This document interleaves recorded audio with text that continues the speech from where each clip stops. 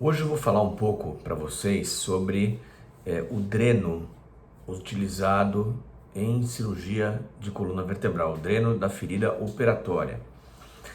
Porque algumas cirurgias requerem o uso desse equipamento, digamos assim, e outras cirurgias não precisam.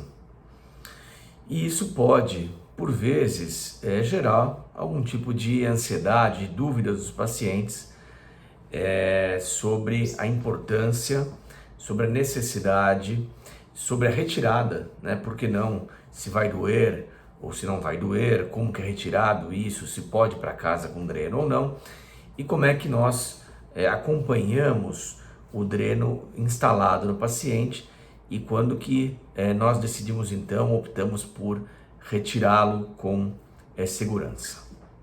Eu sou o Dr. Alberto Gottfried, médico ortopedista, cirurgião de coluna vertebral, e o assunto de hoje é bem técnico, né? Um assunto de interesse das pessoas que vão ser submetidas à cirurgia de coluna, e uma delas é se será necessário colocar um dreno ou não na ferida operatória.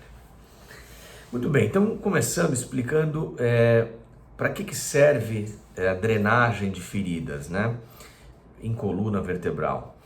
O dreno nada mais é do que um caninho plástico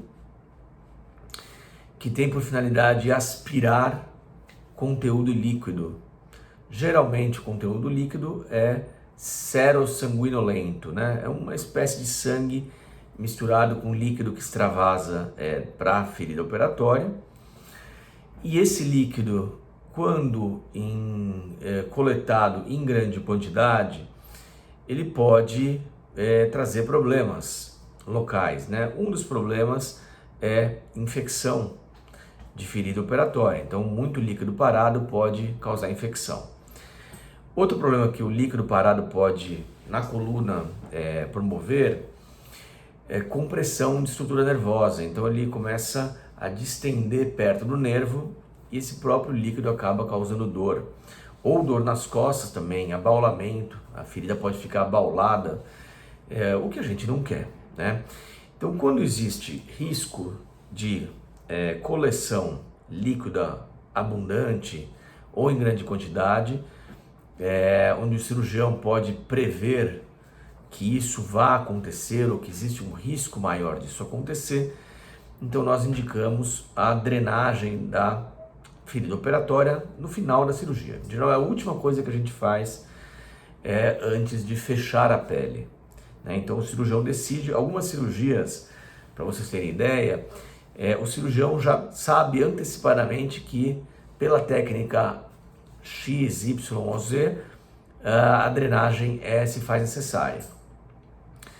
E outras cirurgias a gente sabe que não se faz necessária, né? Ou seja, cirurgias menos invasivas, cirurgias com menos descolamento muscular de partes moles, a gente já sabe que não vai precisar e a gente não coloca. Agora, existem situações em que no intraoperatório a decisão é tomada de acordo com o sangramento local visto naquela cirurgia daquele paciente. Então a gente pode mudar a nossa opinião a favor ou contra drenos por conta disso do intraoperatório. Do ponto de vista técnico, né? Então, como eu falei, é um caninho, né, todo furado, com microfurinhos, e por onde vai aspirar o sangue, né, lá dentro da ferida, e ele vem até um tubo coletor plástico. Tem vários tipos, né? Em geral esse tubo plástico é fechado a vácuo. Isso cria uma pressão negativa que fica puxando esse líquido lá de dentro da ferida.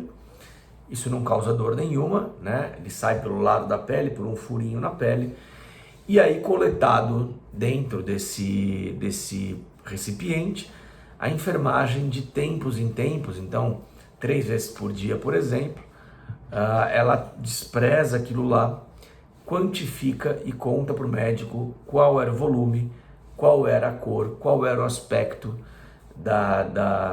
dessa secreção, né, que foi drenada, e a partir daí a gente acompanha se a coleção está aumentando ou se está diminuindo. Geralmente ela diminui ao longo do tempo e, em geral, em 48 horas ela acaba minguando até um ponto que o cirurgião pode retirar esse dreno com segurança, porque não vai mais coletar dentro da ferida operatória. Então, em geral, na coluna, 48 horas é um número mágico, é onde a gente costuma deixar a imensa maioria dos drenos dos nossos pacientes.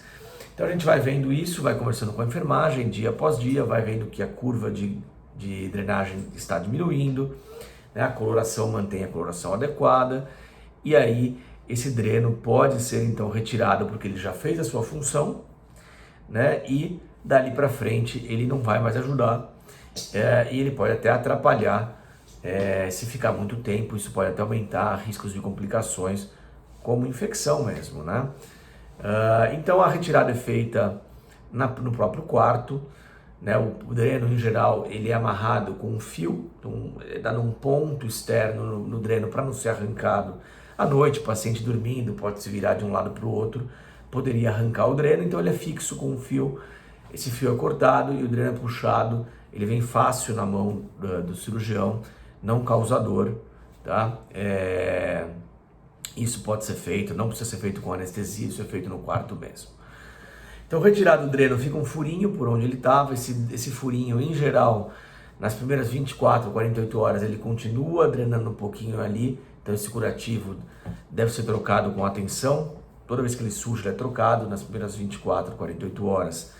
Algumas trocas são esperadas e aí isso para também. E aí não precisa mais de nenhum tipo de cuidado adicional, a não ser o cuidado, claro, da própria ferida operatória, tá? Outras cirurgias, como eu disse aqui agora há pouco, mesmo na coluna lombar, com técnicas minimamente invasivas, então os furos são pequenininhos, o descolamento é pequeno e o sangramento esperado também é pequeno. Então eu diria que muitas das cirurgias mais modernas hoje, a gente opta por não colocar dreno, porque não precisa, né? Porque o sangramento é muito pequeno no pós-operatório.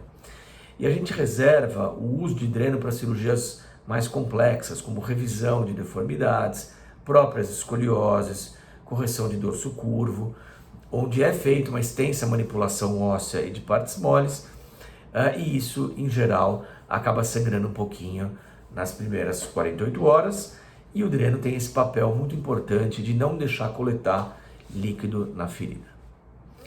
Um abraço e até semana que vem.